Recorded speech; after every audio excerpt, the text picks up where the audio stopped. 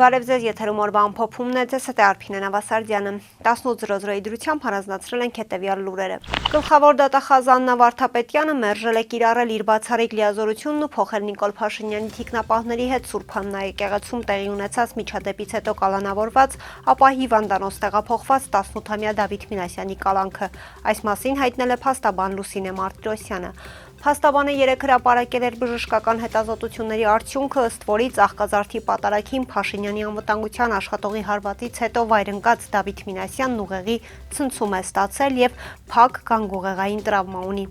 Գլխավոր դատախազը երեկ հրաժարվել էր ընդունել 18-ամյա տղային ազատ արձակելու պահանջով հավաքված քաղաքացիներին։ Աննա Վարդապետյանը ոչ ներքևիչավ, ոչ էլ որևէ մեկին ուղարկեց լսելու 150 քաղաքացիների ստորագրությամբ նամակի հեղինակներին։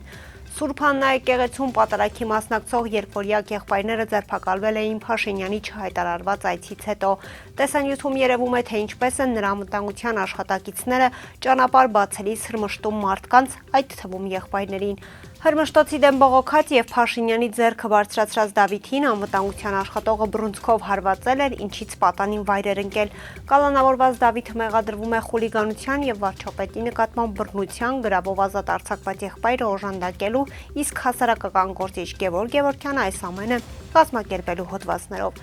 Կալանավորվելուց հետո Դավիթը տեղափոխվել է հիվանդանոց, այս օրերին անգամ տղայի մորը թույլ չեն տալիս տեսակցել ու խնամել նրան։ Այսօր տեղի է ունեցել Հայաստանի Հանրապետության երկրորդ նախագահ ընդդիմադիր Հայաստան դաշինքի առաջնորդ Ռոբերտ Քոչարյանի գործով հերթական դատավարությունը։ Երկրորդ նախագահը դատական նիստի ժամանակ պնդել է, որ ներկայումս Վճռաբեկ դատարանը դուրս է եկել իր լիազորությունների սահմաններից ու օրինաստեղծությամբ է զբաղվել, որն իրավունքը բացարձակապես չունի։ Ըստ Քոչարյանի այժմ փորձ է կատարվում դրա հետևանքներին ինչ-որ լուծում տալ։ Դատարանը միայն օրենք կիրառող է, դատարանը օրենք ստեղծող չէ, մենք դուրս ենք եկել այն մոդելից, որը Հայաստանում է։ Իրական խնդրի աղբյուրը այդտեղ է, առաջին անգամ Հայաստանի պատմության մեջ հոդվածը հակասահմանադրական ճանաչվեց եւ դրանից հետո սահմանադրական դատարանից սկսած եւ հատկապես Վճռաբեկ դատարանը սկսել են օրինաստեղծությամբ զբաղվել։ Նշել են նա։ Հիշեցնենք, որ Ռոբերտ Քոչարյանը նախկին փոխվարչապետ Արմեն Գևորգյանը, պաշտպանության նախկին նախարար Հայաստան խմբակցության ղեկավար Սերյան Օհանյանն ու ԳՇ նախկին պետ ՀԱՊԿ նախկին գլխավոր քարտուղար Յուրի Խաչատուրովը մեղադրվում էին քրեական օրենսգրքի 300.1 հոդվածով, այն է սահմանադրական կարգը տապալել է Հայաստանի Հանրապետության ՍԴ 2021 թվականի մարտի 26-ին ամավեր եւ հակասահմանադրական ճանաչեց Հայաստանի Հանրապետության քրեական օրենսգրքի 300.1 հոդվածը եւ նրանց նկատմամբ քրեական հետապնդումը դադարեցվեց, սակայն տարիներ անց գործը վերաբացվեց իշխանական լիազորություններն անցնելու ազդեցությունը չարաշահելու հոդվածով։ Խաղաղության կամուրջ նախաձեռնության շրջանակում ցամաքային սահմանով այսօր Ադրբեջանը ժամանել 20 հոգանոց հայկական պատվիրակությունը։ Հաղորդվում է, որ ապրիլի 10-ից 12-ը Խաղաղության կամուրջ նախաձեռնության շրջանակում Ադրբեջանում կանցկացվի երկկողմ սեղան Ադրբեջանի եւ Հայաստանի քաղաքացիական հասարակության ներկայացուցիչների մասնակցությամբ։ Ադրբեջանական ԱՊԱ գործակալության հաղորդմամբ հանդիպման օրակարգում են խաղաղության գործընթացի ներկա իրավիճակը, խաղաղության կամուրջ նախաձեռնության մասնակիցների իրենց երկրներում գործունեությունը, ինչպես նաեւ տարածաշրջանում տիրող իրավիճակը։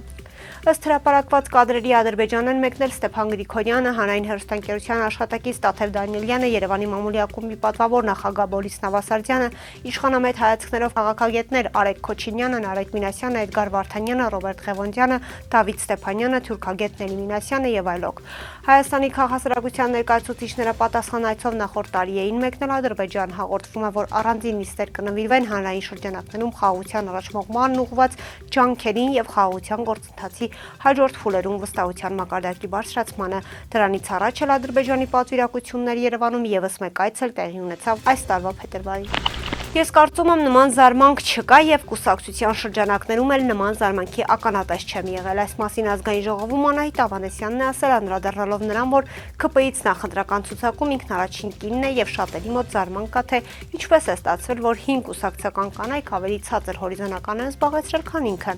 Ես կուսակցական եմ 2021-ից, կներեք 8 տարի արդեն կառավարության անդամ եմ, կուսակցության ակտիվ անդամ եմ, քաղաքական անձ եմ, գործունեությունս եղել է հրապարակային եւ շատ ընդգծված քաղաքական առումով։ առումով։ Ես շատ շնորհակալ եմ, որ իմ կուսակցական գործընկերները նման բարձր վստահության քվեի են ինձ արժանացրել։ Սա շատ մեծ պատիվ է եւ պատասխանատվություն, եւ ես շատ մեծ պատասխանատվությամբ եմ վերաբերում այս դիրքին։ Ընդգծեմ, որ բացառիկ երևույթ էին նման ներկուսակցական ընտրությունները եւ հենց ընտրությունները բացառում են այս հարցերը։ Տեսեք հայ կուսակցությունների ցուցակը, այդպես էլ չհասկացանք ոնց ձևավորվեց, որտեղ ում միջոցով։ Հարցերը այնտեղ պիտի առաջանան ոչ թե երկփուլ մեկ ամիս քարոզարշավի տրամաբանությամբ թափանցիկ բաց ընտրությունների արդյունքով, ասաց նա։ Անդրադառնալով խոսակցություններին, որ ինքնանձամբ Նիկոլ Փաշինյանի հովանավորությունն է վայելում, Անահիտ Ավանեսյանը պնդեց, որ ՔՊԻ ներկուսակցական ընտրությունները հենց բացառում են որևէ անձի հովանավորություն։ Նման բան չի կարող լինել, չկա ոչ վարչապետի կողմից եւ ոչ էլ այլ անձանց կողմից։ Շատ մրցակցային, բաց կարևորագույն գործընթացով ենք անցել եւ նորից կրկնում եմ։ Իմ շնորհակալությունն եմ հայտնում իմ գործընկերներին նման բարձր վստահության քվեի արժանացնելու համար, ասաց Պաշտոնյան։ Հայաստանի եւ Միացյալ Նահանգների միջև աշխատանքը թրիփի իրագործման ուղղությամբ շարունակվում է, Էստոնիայի արտգործնախարարի հետ համատեղ ասուլիսում հայտարարել է Արարատ Միրզոյանը։ Հիմա աշխատանքների փաստաթղթային փուլն է, ուստի էության միջպետական պայմանագրի համաձայնեցման փուլում են գտնվում, հուսանք, որքան հնարավոր է շուտ կթևակողենք շինարարության փուլ։ Այստեղ է, որ նաեւ մենք երկրորդ գործընկերների կարիք ենք ունենալու, իհարկե պայմանագիրը երկկողմ է լինելու եւ համաձայնությունը եւ նախագիծը երկկողմ է, նկատի ունեմ Հայաստանը եւ ԱՄՆ-ն։ Բայց նաև եւ շինարարության փուլում են գործընկերների կարիք ունենում եւ ըստ էության ամենայն հավանականությամբ նաև այդ համակարգերի կառավարման փուլում, ասաց Միրզոյանը, ընդգծելով, որքան էլ երկկողմ նախագիծը բխում է ու համապատասխանում է բազմաթիվ երկրների շահերից, սկսած Չինաստանից, վերջացրած Պորտուգալիայով, էլ չասած մեր անմիջական հարևաններով։ Միրզոյանը նաև հայտնեց, որ նաև մերձավոր արևելքի երկրներն են հետաքրքրված այս թեմաներով, սակայն առայժմ որևէ կոնկրետ բան չկա, որը կարող է կիսել հանրության հետ։ Հայաստանի Հանրապետության դատարանները Ռոմանոս Պետրոսյանի հետ փակbaşնությունական ընկերության աշխատակիցների աշխատանքային պայմանագիրը լուծելու հրամաններն անվավեր են ճանաչում։ Այս մասին հայտնում են հետ վերահսկողական կոմիտեն։ Շուրջ 3 տասնյակ աշխատակիցների մասով աշխատանքից ազատման հրամանների անվավեր ճանաչման արդյունքում հօգուտ աշխատակիցների բռնագանձման ենթակա գումարը հասնում է 100-ավոր միլիոն դրամների, ինչն ուղիղ վնաս է հասցնելու ընկերության սեփականատերերին։ Հիշեցնենք նաև, որ սակագնով փոխհատուցվող աշխատավարձային ֆոնդի գերազանցող մաս 12 միլիարդ դրամի չափով Տաշիր ընկերությունների խումբն իր սեփական միջոցներից է ֆինանսավորել 2016-ից 25 թվականներին։ Ներկա պահին ընկերության աշխատավարձային ֆոնդը նույնպես չի տեղավորվում սակագնով փոխհատուցող գումարի սահմաններում եւ մասամբ ֆինանսավորվում է Տաշիր խմբի միջոցների հաշվին։ Դա նաեւ վերաբերում է ընտրություններից առաջ շուրջ 3500 աշխատակցի վարձատրության բարձրացմանը, քանի որ սակագնով աշխատավարձային հոդվածի բարձրացում չի եղել։ Ստացվում է, որ ԿՊ վարչության անդամը ԿՊ-ի նախընտրական PR է անում Հեցի սեփականատերերի հաշվին առանց նրանց հետ համաձայնեցնելու, արդեն պարզ է, թե ինչ նպատակների է ծառայելու Հեցը, ասվում է հայտարարության մեջ։ Այսօր ապրիլի 10-ին խոշոր եւ ողբերգական ավտովթար է տեղի ունեցել Շիրակի մարզում ժամը 12:00-ի սահմաններում Հայաստանի Հանրապետության ներքին գործերի նախարարության ոստիկանության բարեկային ծառայության Շիրակի մարզի գումարտակում տեղեկություններ են ստացվել, որ Արմավիր Գյումրի ավտոճանապարհի 47 կիլոմետրի հատվածում ավտովթար է տեղի ունեցել եւ կան տուժածներ։ Ինչպես դեպքի վայրից հայտնում է ֆոտոլրագրող Գագիկ Շամշյանը, տեղում պարզվել է, որ բախվել են BMW եւ Opel Մակնիշի ավտոմեքենաները, ինչի հետևանքով BMW-ն դուրս է եկել երթևեկելի գոտուց եւ գլխի վայր հայտնվել դաշտում։ Վթարի հետևանքով 5 հոգի մահացել են, 3 հոգի տեղափոխվել են հիվանդանոց։ Վթարի փաստով քննչական վարչությունում նախաձեռնվել է քրեական վարույթ, որտեղ էլ պարզում են ավտոմեքենաների սեփականատերերի, վարորդների, մահացածների եւ վիրավորների ինքնությունը։ Քննիչի հանձնարարականով ավտոմեքենաները տեղափոխվել են հատուկ պահպանվող տարածք։ Մինչ դեպքի վայրում աշխատում էր քննիչը, հիվանդանոցից ահազանգ է ստացվում, որ վիրավորներից եւս մեկը գիտակցության չգալով մահացել է։ Վթարի հետևանքով կա 6 զոհ, 5 վիրավոր։